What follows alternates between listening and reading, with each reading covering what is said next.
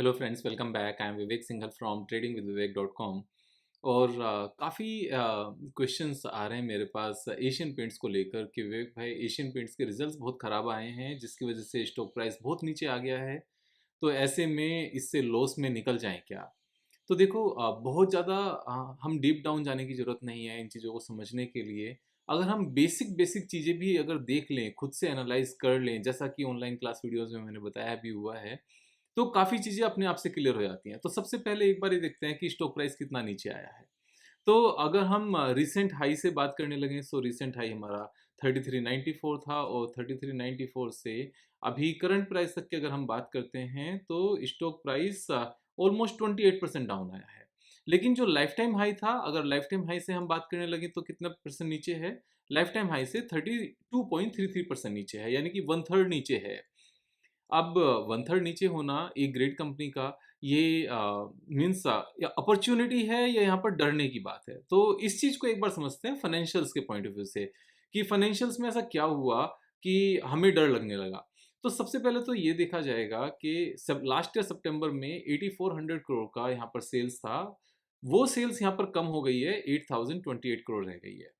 अब मेन जो important point है वहां पर हमें सेल्स ही देखना चाहिए, क्योंकि जो बाकी पैरामीटर्स हैं, बाकी पैरामीटर्स के रीजन से एक बार समझ में आ जाए तो हमें क्लैरिटी आ जाती है। जैसे ऑपरेटिंग प्रॉफिट यहाँ पर कम हो गया। ऑपरेटिंग प्रॉफिट 1716 करोड़ से 1240 करोड़ हो गया। अब इसके पीछे का मेन रीजन क्या है? तो सबसे पहले एक चीज और हम देख सकते हैं जो सीधा सीधा बोदर करती है कि विवेक भाई, बाकी सारी बातें छोड़ो, 1232 करोड़ रुपीस का नेट प्रॉफिट था लास्ट ईयर सितंबर में, जो कम होकर 694 करोड़ हो गया है। अब इसका क्या रीजन है? यहाँ पर ये तो हाफ के आसपास ही आ गया है। ऐसा क्या हुआ? तो हम शुरुआत से बात करते हैं, हम एक्सपेंसेस में देखते हैं। लास्ट ईयर सितंबर में मेटेरियल कॉस्ट की परसेंटेज क्या थी? 57%। वो कितनी होगी? 59%। यानी कि जो रॉ मटेरियल के प्राइसेस हैं वो तो इंक्रीज हो गए और शायद इन्होंने अपने प्राइसेस नहीं बढ़ाए। सेकंड, एम्प्लॉय कॉस्ट 7% से बढ़कर कितनी हो गई? 8% हो गई। तो ये भी एक इम्पैक्ट हो गया। उसके साथ में जो अदर इनकम है, अदर इनकम में देखोगे तो 180 करोड़ रुपीस का एक्सेप्शनल लॉस है, वन टाइम लॉस है। ये लॉस का क्या रीजन है? इन्होंने अपनी पीपीटी में यहाँ पर बताया हुआ है कि लॉस का रीजन क्या है। लॉस का सबसे बड़ा रीजन इन्होंने बताया है कंसोलिडेटेड फाइनेंशियल्स में impairment provisions on goodwill on consolidation 124 crore rupees. अब जो गुडविल का इम्पेयरमेंट है, ये कोई नुकसान नहीं होता, ये कोई कैसा भी किसी भी तरह का नुकसान नहीं होता। ये सिर्फ और सिर्फ एक अकाउंटिंग एंट्री है कि इन्होंने पहले किसी कंपनी को परचेज किया होगा, उसकी कोई गुडविल आई होगी, यानी कि जितने की कंपनी होगी उससे ज़्यादा पैसे पे किए होंगे। अब उस गुडविल को एक टाइम के बाद इन्होंने खत्म करना होता है। जैसे एसेट्स को डेप्रिशिएट करना होता है, डेप्रिशिएशन आता है, ऐसे ही गुडविल का इम्पेयरमेंट आता है।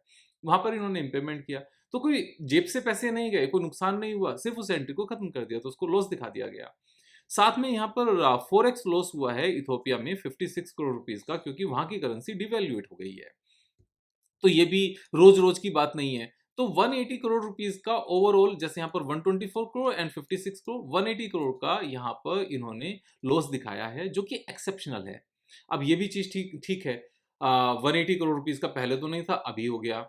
एक और साथ में हम क्या देखते हैं सितंबर से कि यहाँ पर जो इंटरेस्ट था पहले वो 51 करोड़ का था, वो इंक्रीज होकर 63 करोड़ हो गया। ये भी एक नुकसान वाली बात है।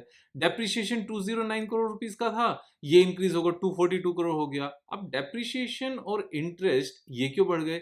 इसके बढ़ने का मेन रीजन जो निकल कर आता है वो यहाँ पर फिक्स्ड एसेट्स का बढ़ना आता है। फिक्स्ड एसेट्स यहाँ पर इंक्रीज हो गई। अब फिक्स्ड एसेट्स इंक्रीज होंगी तो यहाँ पर यहाँ लोन इंक्रीज हुआ, फिक्स्ड एसेट्स इंक्रीज हुई, तो इंटरेस्ट भी बढ़ेगा और डेप्रिसिएशन भी बढ़ेगा।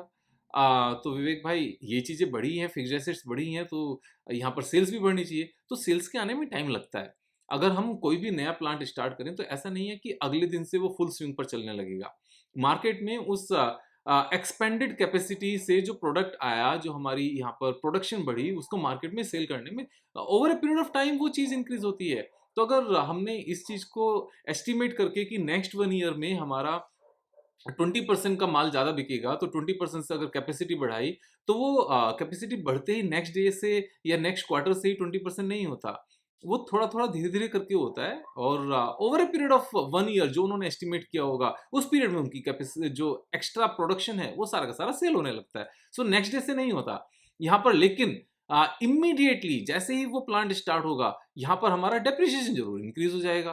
तो डेप्रिसिएशन तो यहाँ इंक्रीज हो गया 209 करोड़ से 242 करोड़, और इंटरेस्ट भी लग गया 51 करोड़ से 63 करोड़, लेकिन उसका इम्पैक्ट आना बाकी है। एक और चीज साथ में क्या हुई, लास्ट ईयर सेम क्वार्टर में यहाँ पर टैक्स कितना था, टैक्स था 25%, अभी कितना हो गया 28%। तो यहाँ पर मीन्स इतने सारे रीजंस बने हैं, और ये सारे रीजन क्या परमानेंट हैं? इनमें से कुछ भी परमानेंट नहीं है, बल्कि एक और चीज क्या होनी है कि जिस रीजन से यहाँ पर डेप्रिसिएशन बढ़ा और इंटरेस्ट रेट बढ़ा, क्योंकि यहाँ पर कैपेसिटी बढ़ी है, 5770 से बढ़कर ये 7147 हुई, फिर 7879 हुई। इसके चलते यहाँ पर इम्पैक्ट क्या आएगा, अब इनकी सेल्स बढ़ेगी। एक और चीज आप क्या देख सकते हो, जो CWIP है 2272 करोड़ का, ये भी यहाँ पर आकर मिलने लगेगा। तो ये टोटल कैपेसिटी कितनी हो जाएगी, ऑलमोस्ट 10,000 करोड़ की आ जाएगी। अगर हम यहाँ पर स्टॉक प्राइस को देखें जो करंट में अभी चल रहा है, सेम स्टॉक प्राइस कहाँ पर ट्रेड कर रहा था 3 दिसंबर 2020 को।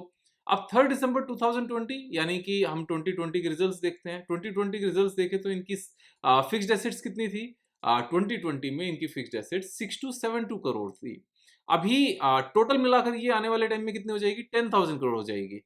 तो यहाँ से सेल्स बढ़ेगी, यहाँ से फिक्स्ड एसेट्स बढ़ेगी तो सेल्स बढ़ेगी, सेल्स बढ़ेगी तो आगे यहाँ पर नेट प्रॉफिट बढ़ेंगे। एक क्वार्टर में अगर रिजल्ट्स बेकार आते हैं तो उसका मतलब ये नहीं होता कि अब ये कंपनी बड़ी कंपनी नहीं रहेगी। यहाँ पर एक और चीज कही जा रही है कि विवेक भाई, JSW पेंट को आप भूल रहे हो, आदित्य बिरला पेंट को आप भूल रहे हो, वे भी तो मार्केट में आ रहे हैं, उनसे भी तो कंपटीशन आ रहा है। तो मैं आपको एक चीज बताना चाहता हूँ, इंडिया में पेंट इंडस्ट्री इतनी तेजी से ग्रो कर रही है और वो करती रहेगी, क्योंकि पर कैपिटा कंजम्पशन कंजम्पशन जो पेंट का है इंडिया में ग्लोबल एवरेज से, मैं ग्लोबल में टॉप की बात नहीं कर रहा हूँ, यहाँ पे मैं अमेरिका की बात नहीं कर रहा हूँ या फिर जो सिर्फ और सिर्फ डेवलप्ड कंट्रीज हैं उनकी बात नहीं कर रहा हूँ, ग्लोबल एवरेज से 1/5 है। अगर हम इस चीज को डेटा को देखें पर कैपिटा कंजम्पशन पेंट का, तो मैंने यहाँ पर यही क्वेरी की, per capita paint consumption in India the per capita consumption of paint is 3.6 kilograms, which is much lower than global average। ये ग्लोबल का एवरेज है, 15 केजी है ग्लोबल एवरेज, और इंडिया में कितना है, इंडिया में सिर्फ अभी 3.6 किलोग्राम है। तो ये 1/4 है। अब ये यहाँ से लगातार नहीं बढ़ेगा क्या? और पेंट की कंजम्पशन सिर्फ और सिर्फ घर बनाने में नहीं होती, ये कारों में भी होती है, रोड्स पर भी होती है, ब्रिजेस में भी होती है, ट्रेन्स में भी होती है, प्लेन्स में भी होती है, पूरा जितनी फैक्ट्रीज होती हैं वहां भी होती हैं, जितनी मशीन होती हैं वहां भी होती है। It's everywhere. ऐसा कुछ है ही नहीं जहां पर पेंट नहीं लगता हो।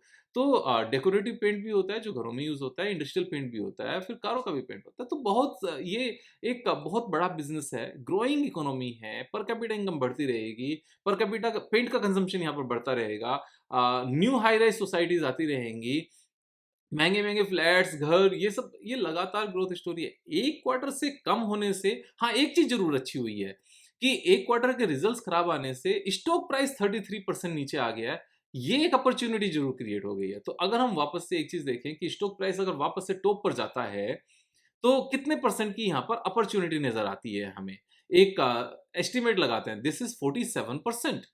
अब मैं ये मानकर चलता हूं कि जो क्वार्टरली रिजल्ट्स खराब आए, आप बहुत ध्यान से समझना, अगर क्वार्टरली रिजल्ट्स खराब आए और ये 2 क्वार्टर्स भी लगे इसको चीजों को ठीक होने में, और वापस से ये रिकवरी यहाँ से आ जाए, देन 47%। मैं कहता हूँ एक साल में भी अगर पूरी रिकवरी होती है ना और वापस से ग्रोथ ट्रैक पर आ जाता है स्टॉक, तो भी एक साल में भी 47% बेकार नहीं होता। मैं कहता हूँ 1.5 ईयर में भी 47% बेकार नहीं होता।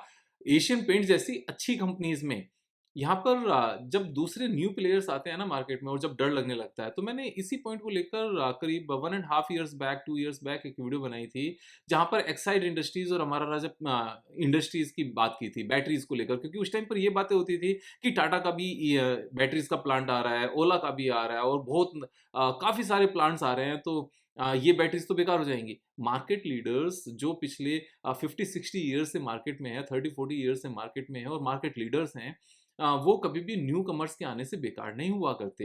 वो न्यू कमर्स के आने से कभी बेकार नहीं होते। जो छोटी मोटे जो प्लेयर्स हैं वो उनको खा जाते हैं न्यू कमर्स, अगर वो न्यू कमर्स भी बड़े हैं। लेकिन जो मार्केट लीडर्स हैं वो मार्केट लीडर्स बने रहते हैं, उस चीज से कोई फर्क नहीं पड़ता।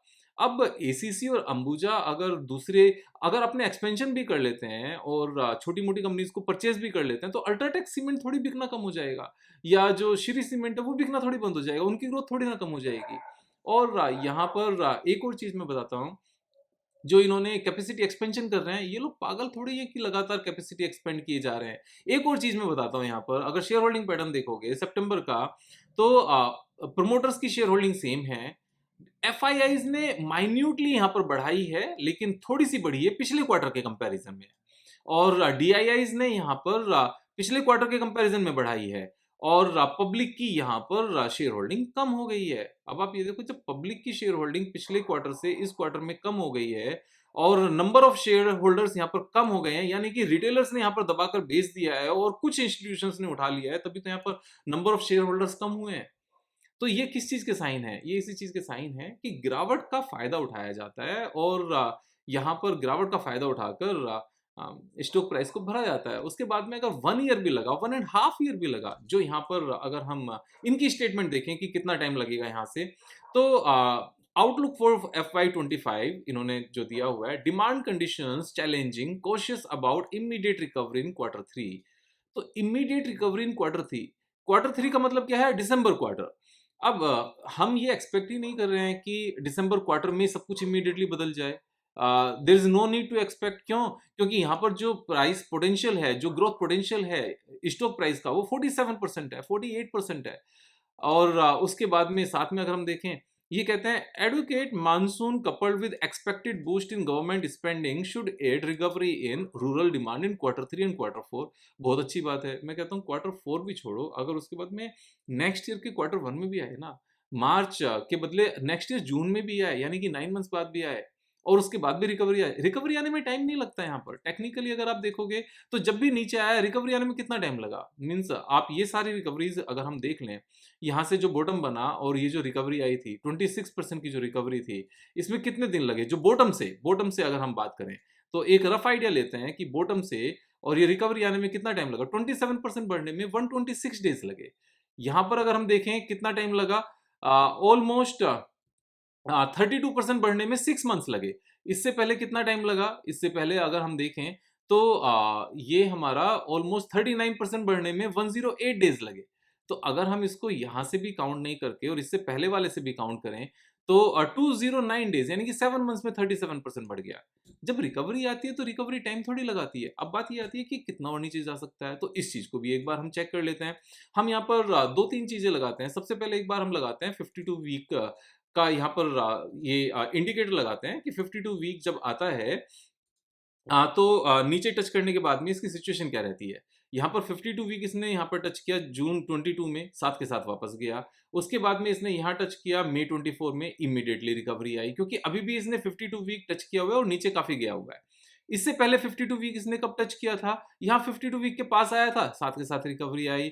उससे पहले यहाँ भी आया था, फिर रिकवरी आ गई। इससे पहले 2008 में आया था, जैसे अभी टच करने के बाद में और नीचे गया, ऐसे अभी गया है, और साथ के साथ रिकवरी आ गई। उससे पहले कब हुआ? यहाँ पास में पहुंचा 52 वीक के, फिर रिकवरी आ गई। इससे पहले यहाँ 2000 में आया था, फिर रिकवरी आ गई। तो 52 वीक टच करने के बाद में इमीडिएटली ये ऊपर जाने की कोशिश करता है, because these are great companies. Immediately खत्म नहीं होता है यहाँ पर सब कुछ। और अब हम दूसरा पैरामीटर लगाते हैं, इसको बंद कर देते हैं। हम यहाँ पर 300 डे मूविंग एवरेज लगाते हैं। तो 300 डे मूविंग एवरेज से कितना नीचे आता है और साथ के साथ ये भाग जाता है, एक बार ये चीज देखते हैं। यहाँ पर 12% नीचे आया, वापस चला गया। कितना तक नीचे गया? यहाँ 6% नीचे गया, यहाँ ऑलमोस्ट 14% नीचे गया, यहाँ ऑलमोस्ट 14-15% नीचे गया। इससे पहले ये 11% नीचे गया, साथ के साथ रिकवरी आती है। अभी कितना नीचे आया हुआ है? अभी तो ये 20% आया हुआ है, और ज्यादा हद की हुई है। इससे पहले 300 डे मूविंग एवरेज से 8% नीचे आया, और यहाँ पर 7%, 8% नीचे आया। इससे पहले यहाँ पर 10%, 11% नीचे आया।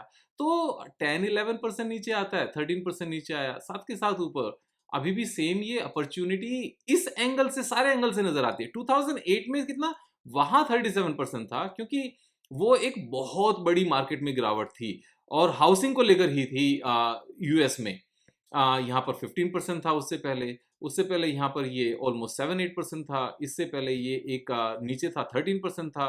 तो 13, 14, 15% के आसपास नीचे आता है और साथ के साथ रिकवरी आती है। सेम चीज यहाँ पर ही अभी भी नजर आ रही है। मैं एक और पैरामीटर यहाँ पर लेकर चलता हूँ, ये भी सारी ड्राइंग हटा देते हैं और इसको यहाँ पर बंद कर देते हैं, मीन्स इसको हटाते हैं और आरएसआई में लेकर चलता हूँ। आरएसआई में अगर आप देखोगे तो मैंने आरएसआई को थोड़ा सा चेंज किया, यहाँ पर 25 तक लेकर आया। जो बाई डिफॉल्ट होता है वो 30 होता है। सो कब कब ये 29 25 से नीचे आया, अभी 25 से नीचे आया हुआ है। इससे पहले यहाँ 25 से नीचे आया था, रिकवरी आई, यानी कि बॉटम बना। यहाँ 25 से नीचे था, फिर रिकवरी आई। यहाँ 25 से नीचे था, फिर रिकवरी आई। और यहाँ 25 टच किया, ये वाला लेवल, फिर रिकवरी आई।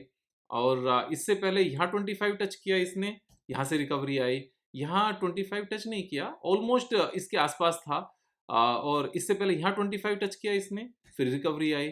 तो जब भी इसने 25 के लेवल को ऑलमोस्ट टच किया है, उसके बाद में इसने सीधी सीधी रिकवरी दिखाई है। आरएसआई की मैं यहाँ पर बात कर रहा हूँ, यहाँ भी 25 टच किया, फिर रिकवरी है। और ये भी 25 है, फिर रिकवरी है। तो जब भी ये 25 के आसपास पहुंचता है, यहाँ पर थोड़ा सा 2008 की गिरावट ज्यादा बड़ी गिरावट थी, मैंने आपको बताया। इससे पहले 25, फिर रिकवरी आई। तो जब भी 25 से आया है आरएसआई, पास्ट में हमेशा ऐसे गया। जहां तक बात यह है ना विवेक भाई, पास्ट की चीजें हमेशा फ्यूचर में आए, ये चीज जरूरी नहीं होती। तो ये चीज जरूरी तब तक नहीं होती अगर मार्केट सैचुरेशन में आ गई हो। पर कैपिटा पेंट कंजम्पशन इंडिया में 3.6 केजी है। ग्लोबल एवरेज 15 का है, बहुत बड़ा गैप है अभी। अभी तो इंडिया में नंबर ऑफ कार्स ही कितनी है, उसमें क्वालिटी पेंट है ही कितना। इवन अगर मैं यहाँ पर महिंद्रा एंड महिंद्रा कार की बात करना अजीब सा हो जाता है, मीन्स अलग से। लेकिन अगर आप ओवरऑल देखो ना, तो यहाँ पर टोयोटा की इनोवा, जो पुराने वाली इनोवा है, 8 साल बाद भी उसका पेंट फेड हुआ नजर नहीं आता। लेकिन महिंद्रा एंड महिंद्रा का एक्सयूवी 700 का, जो 1 साल पुरानी कार है ना, वो भी फेड नजर आती है।